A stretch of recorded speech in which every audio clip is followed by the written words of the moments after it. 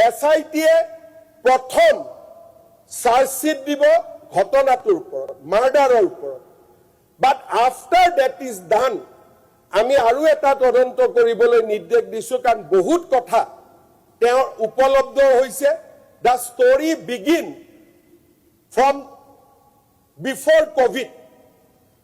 The story begin আজি last 8 বছৰৰ পৰা এটা ডাঙৰ ষ্টৰী চলি আছে, তাৰ প্ৰমাণ আমাৰ লগত আছে। সেইকাৰণে মই SIT-ক কৈছোঁ যে 8 তাৰিখে আপোনালোকে মাৰ্ডাৰ কেছৰ চাৰ্জশ্বিট দিয়ক, তাৰ পিছত এক্সপাণ্ড দ্য ইনকুৱাৰী, যাতে আমাৰ জুবিনক জীৱিত কালত এজন মানুহেও যদি অন্যায় কৰিছিল সেই মানুহজনক সাৰি যাব নোৱাৰে। আমি ইমান দূৰলৈ যাম বুলি আমি সিদ্ধান্ত লৈছোঁ।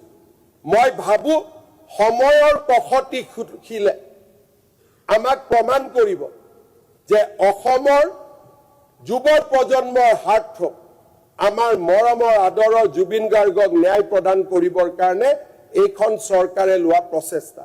দেৱব্ৰত শইকীয়া ডাঙৰীয়াৰ অনুৰোধ মই ৰিজেক্ট কৰিব নকওঁ অধ্যক্ষ মহোদয়। 8 তাৰিখে আপোনালোকে চাৰ্জশ্বিট চাই লওক।